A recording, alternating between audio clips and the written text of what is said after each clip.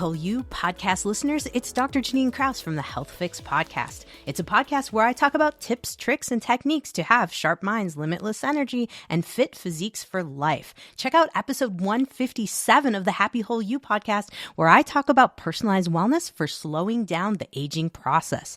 You're listening to the Happy Whole You podcast. Let's introduce you to Dr. Anna Marie Frank. Hey, you guys, welcome to the Happy Whole You podcast.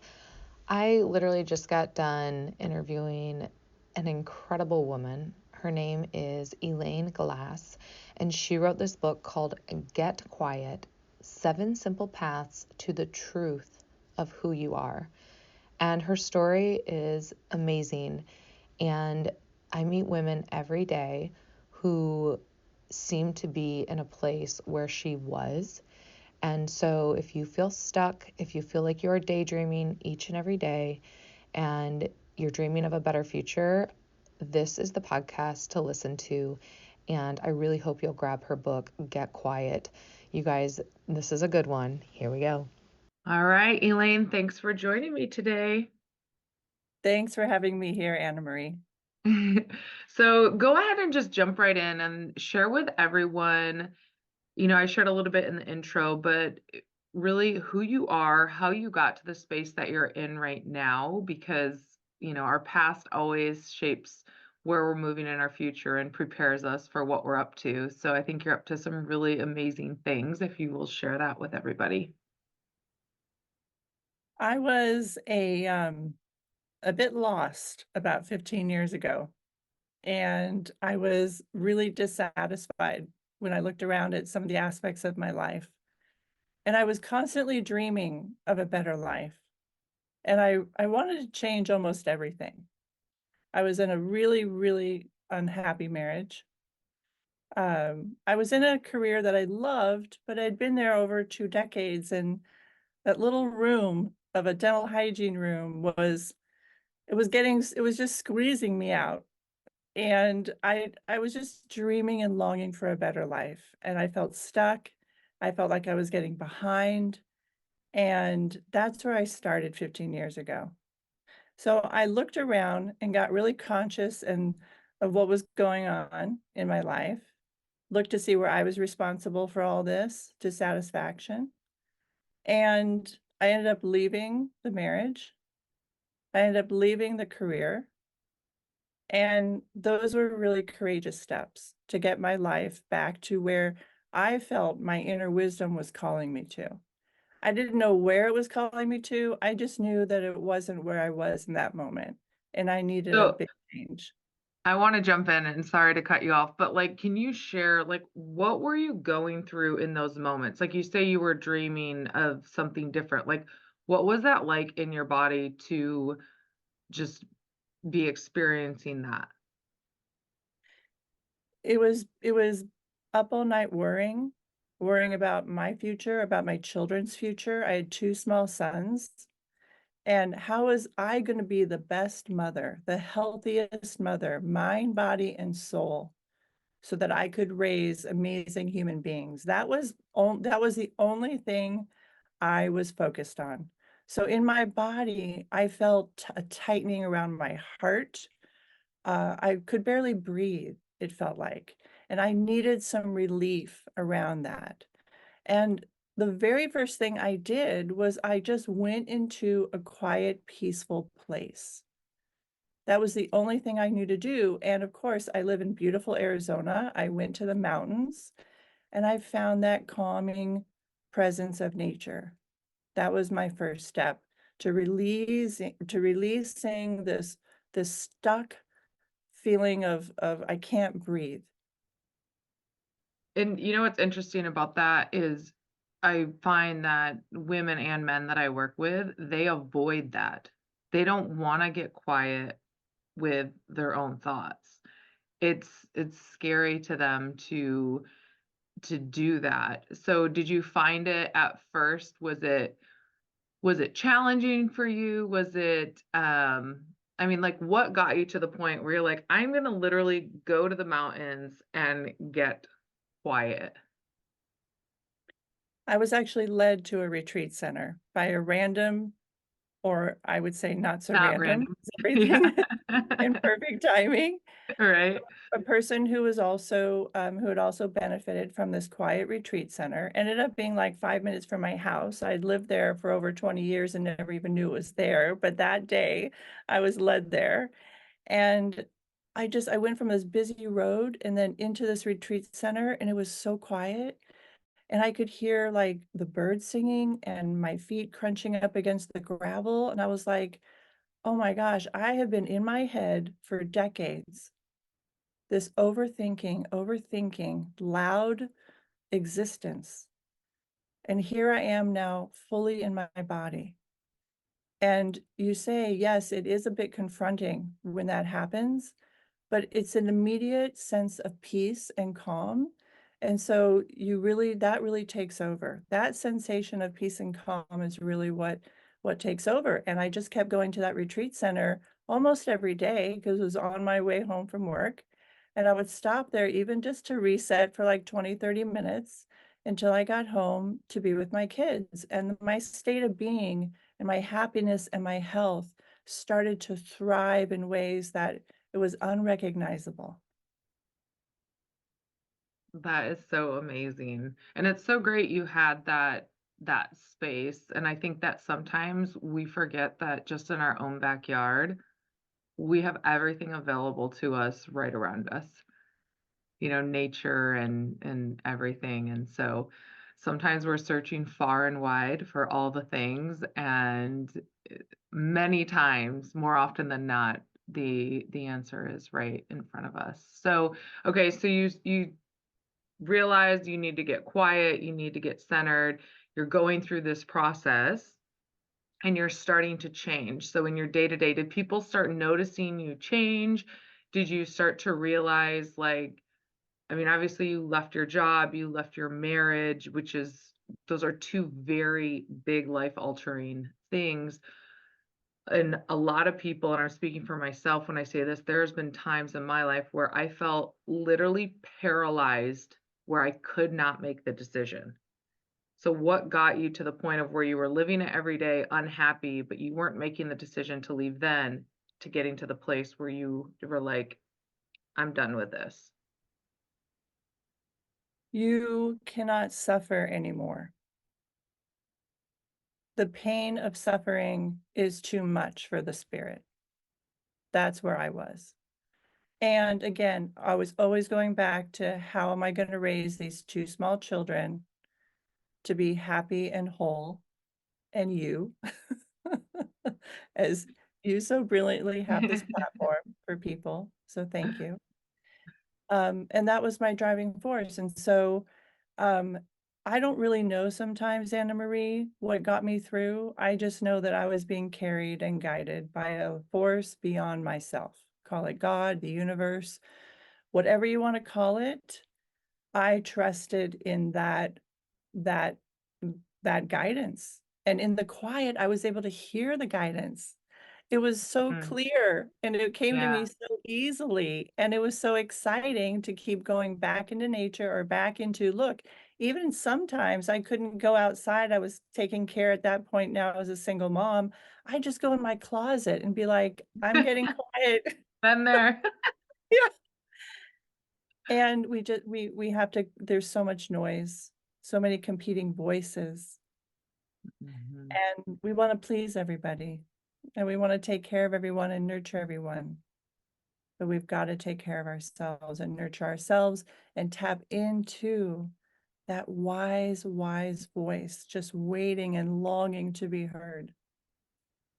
Oh, yeah, that's so good, and it is so true because it's everything is so much bigger and louder in our heads, in the noise of everything, and so it's like when we can get calm and let our nervous system just relax, it's very just soothing how the right information comes in versus the fear and the anxiety, which is all the wrong information. That's right, we are in this battle of love, loving voices that we hear and the subtle voices, and then the fear, and I believe that women exhibit this natural beauty that they don't have to try for. when they Mhm. know themselves better. Mm. Yeah. No supplements needed. No cryotherapy needed. I I mean, love that. I'm not saying a lot of those things don't help, but Yeah. we can rely on ourselves first and then supplement after that. Mm. Yeah, I 100% agree with that. Like, we have to get I always say, I used to take all the supplements, exercise like crazy. I tried to eat as healthy as I could, and I was still depressed. I was still not happy. It's because I didn't get my mind right. I didn't get quiet enough to listen to that inner calling of my soul purpose and why I'm even here on earth. And so I 100% agree with you. And I have a whole company that has cryotherapy, that has all of these things. But whenever anyone that comes to me and I work with them first, we always work on the mind. Brain first, mind first, getting in line with your true purpose. And then, yeah, we have a lot of fun stuff you can do on top of that. But, it doesn't matter how many kale salads you eat or how many miles you run. If you don't have your mind right, it's gonna be a struggle. One thing I love that you shared, and I think this is really important, is that you had your future self in mind, and your future self was more your children, is what I was hearing, right? Like you and I think that if we work on that future self in mind and keeping that future self at the forefront of where we're at, it does make things easier when we get clear on what we want for our future versus focusing on what we don't want. Absolutely. And even if you have a glimpse of like, oh, I used to be that person back in high school or college, or even as a child, I was curious, I was adventurous. Where did that person go? And so I did go back to my past to rediscover what was Elaine like as a child? And what did I enjoy? I love nature. I grew up in the around the redwood forest in Northern California. I've always been drawn to beauty and to deeper meaning in my life. And when the world got loud and life got busy, I lost all of that curiosity. And so I rediscovered that, I need to implement certain things in my life that will allow me to be my natural self. And then my future self, of course, our soul is always leading us in the direction that our soul wants us to go. I believe we are souls having a human experience and that we have disconnected from that force of our soul guiding us. We are just only in our heads and sometimes just only in our bodies. And that's why when you said, I've been exercising, I've been eating, Mhm. and that's great. The body needs that, but it's the soul that's longing to really Mhm. guide you. Yeah, I always say it's never just one thing. It's never just one thing. We have to encompass the wholeness, all of us, every aspect of us, mind, body, and soul for sure. So you also wrote a book. Your book, Get Quiet, right? Am I saying that's right, right? Get Quiet. What so as a fellow author, what inspired you to write this, and why should somebody bring this book into their life? I've been keeping a diary, if you could remember back to that word, since I was 16 years.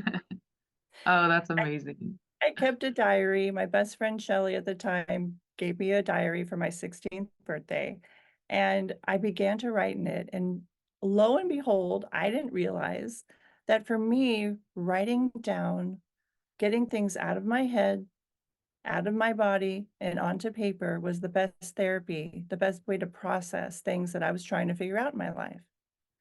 And so that continued through until today. I've always written, either, handwritten on paper or in my phone. And I'm an observer of life. I love to observe and then figure things out for myself in the meaning that I make them and then write them down. So the book came because I was going on this journey of feeling very lost to wanting to feel very found and whole and happy. And so I took all of these writings. I literally had like over 4,000 entries in my phone, and I Oh took my it God. to an I took it to an editor, and I said, I think I have something here that could be really, really helpful for people who feel stuck and feel like they're behind and are continuously dreaming of a better life. And I think I really have something to help someone. I mean, books saved me. Books have saved my life. Oh yeah. When I can find someone else's perspective to help me and my brain feel calm and I'm understood, and I have steps and action steps to move forward in the way that I know I truly can take to be my best. So she said, this, you definitely have a book in you. So it took 3 years and three proposals with all my writings organized and writing a huge proposal. And the first time it was rejected by a major, major publisher who was my dream publisher. The second time, I still went back to that publisher, still rejected. No, no, no, we need more, this and that. The third time was the charm. And it was funny because when I went to this retreat that I was talking about before initially when I got quiet, there was this labyrinth in the back of the retreat. I don't know if you've ever walked a labyrinth, but it's a meditative Oh walk yeah. that you walk in and you go to the center of the labyrinth, and it's just this moment that I had been waiting because I always loved writing. I always wanted to write a book to help people because so many books helped me. And I got to the center of the labyrinth that day. And I looked down at the center, and sometimes people will leave things in the center just as little mementos. And there was this Wonder Woman outfit, this little tiny baby Wonder Woman outfit. I'm looking down, and in that moment, even before I saw the outfit, I felt so in my power, Anna Marie. I felt like, oh my gosh, I was lost, but now I have been found. I felt so strong. My kids were thriving. I was thriving in a new career in life, and I had been newly engaged. So I had all this greatness coming in. And I looked down, I saw this Wonder Woman outfit, literally that same power that I was feeling in me reflecting back at me. And that was at noon that day. At 3 o'clock that afternoon, the publisher emailed me and said, we want your book. Oh, that's so amazing. Timing, everything is timing, and it comes to you, I feel like, when we're ready. 100%. I wasn't ready before. And I had to trust that divine guidance to say, you're not ready yet. Okay, keep going, don't give up on your dreams. And a lot of times I wanted to, and I had a lot of people in my life saying, no, you can do this, keep going. And I'm grateful for them. Oh, that's so amazing. And I love that, books have helped me tremendously as well. And it's so amazing when people like yourself take their life journey, what they've, accumulated thus far, and share it with the world, because you're right, it does help when when we can see things through a different lens and shift our perspective. There's so many other things that show up for us, which are really, really helpful. And so I commend you on that, because I know it's not an easy process to, one, write a book, two, continuously get rejected, and then finally getting it out there and what that feels like. It's just, yeah, it's pretty incredible. So those people out there that, in that book, what are you sharing? Like, what's happening in the book where this can help people? Well, I noticed a pattern. I think I alluded to the fact that I was a dental hygienist for over 20 years in my prior life. And I sat with over 40,000 patients one-on-one. And I began to see a pattern on who was healthy, who was happy, and I'll who was whole. Sorry, I I can't know help it's right it, but I there in front just of you. I know, and I love it so much. Those are just amazing words. And so I began to see like, oh, who, what were the patterns that people were going through to become whole, to become more themselves, to calm their nervous system, to be their healthiest, to be their best. And then and not only that, then I was actually just observing myself. What was I doing? So the book really takes you through each step that I've observed so that you can then get to a place where you are, well, the book is called Get Quiet, 7 Simple Paths to the Truth of Who You Are. And so it guides the reader to the truth of who you are. You become able to be in a state of rest, relaxation, in a state of being where you can hear that still small voice, that wise voice that some of us women don't even have never even learned that we have.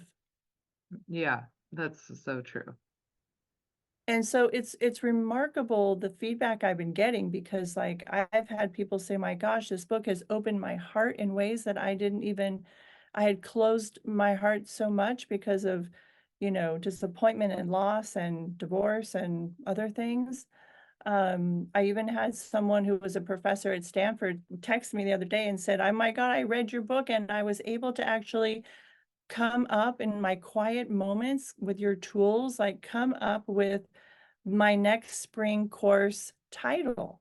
So there's just so many ways that this is helping people. And I couldn't be more happy because it really, every time I hear this feedback, I think back to the times where books have saved me. Mm, that's so beautiful. So what are simplify the 7 steps? Or you can just give us a few and then everyone you got to go read the book. What are some of those steps? Well, the first step is tuning into and nurturing our bodies.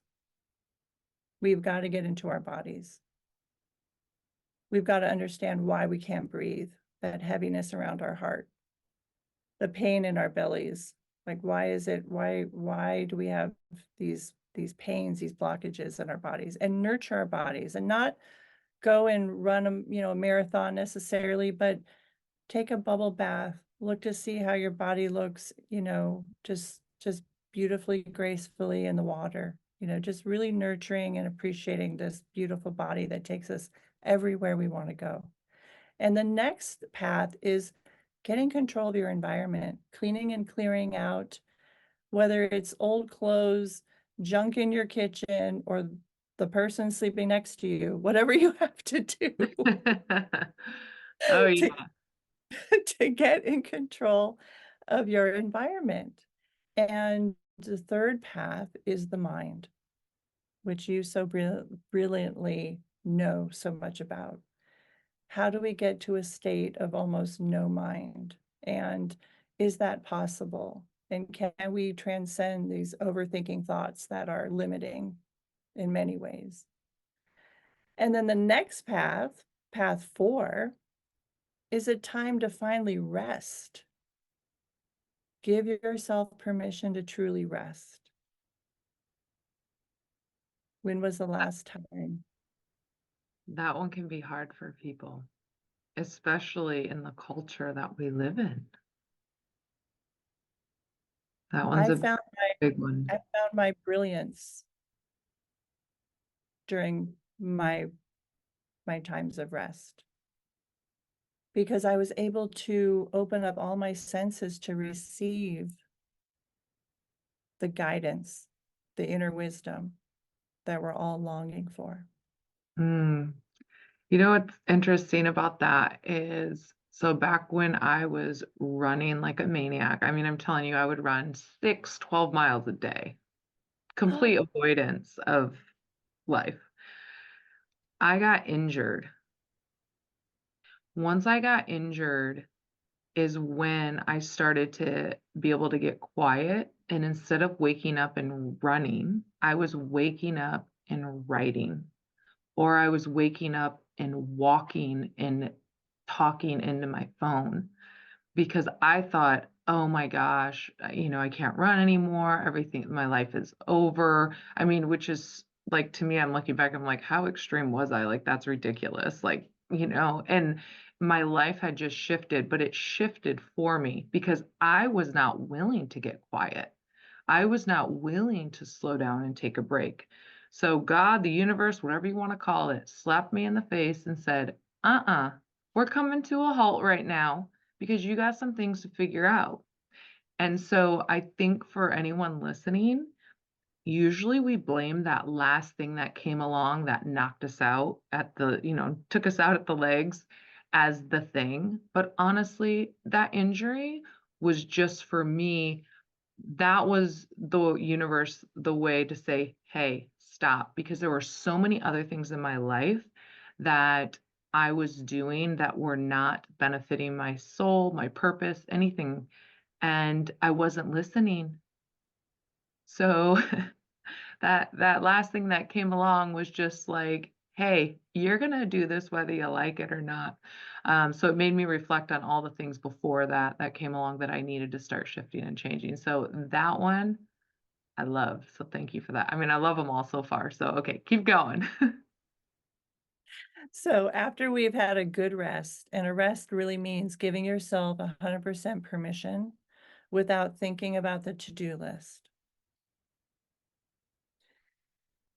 The next path that you will find so that's a lot of the paths of doing. Now we go into other paths where now we begin to see our energy shifting. And this is really all about shifting your energy. What doesn't move doesn't what doesn't move can't change. What doesn't move can't change. So in this book, we're really shifting your energy. And that, I think, is the most beautiful part, is that you will feel a shift in yourself in ways that you haven't before. And the next path is grounding. How do we ground ourselves into all this new information from everything we've done in the prior paths? So we ground ourselves in a place that we feel really, really good about.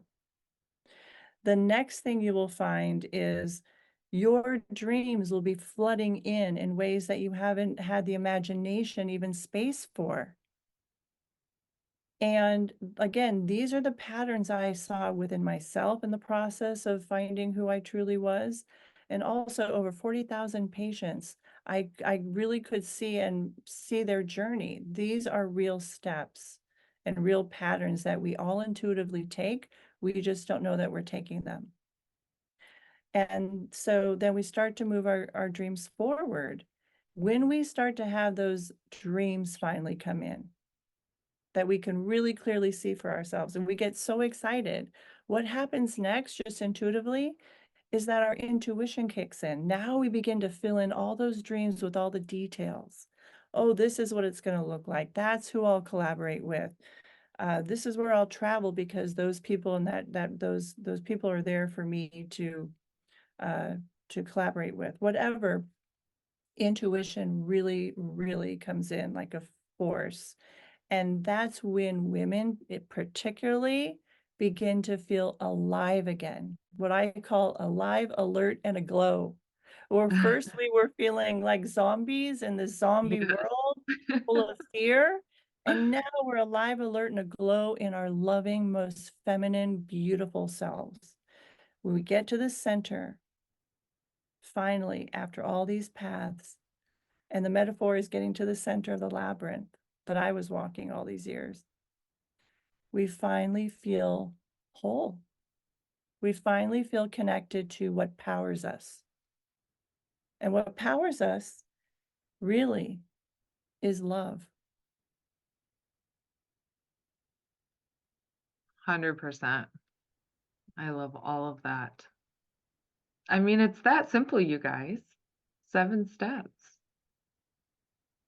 And giving yourself permission to venture out on these steps.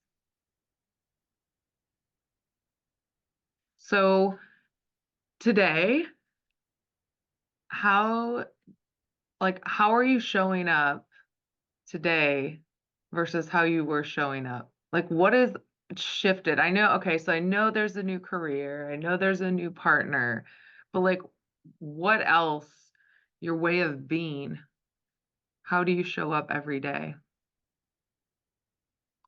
My most authentic self.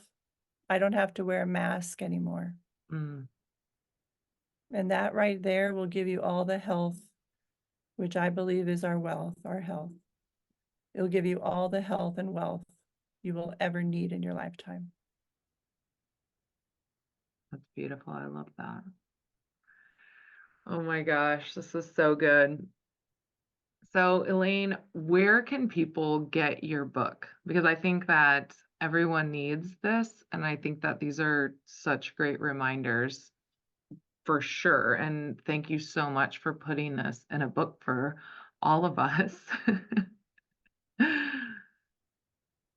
You can find me at elaineglass.net. You can find the book at getquiet.com. Amazing. Well, thank you so much for coming on the podcast today. Everybody, I hope you will go ahead and get that book. And yeah, thank you so much. It's been a pleasure. Thank you so much for having me, Anna Marie.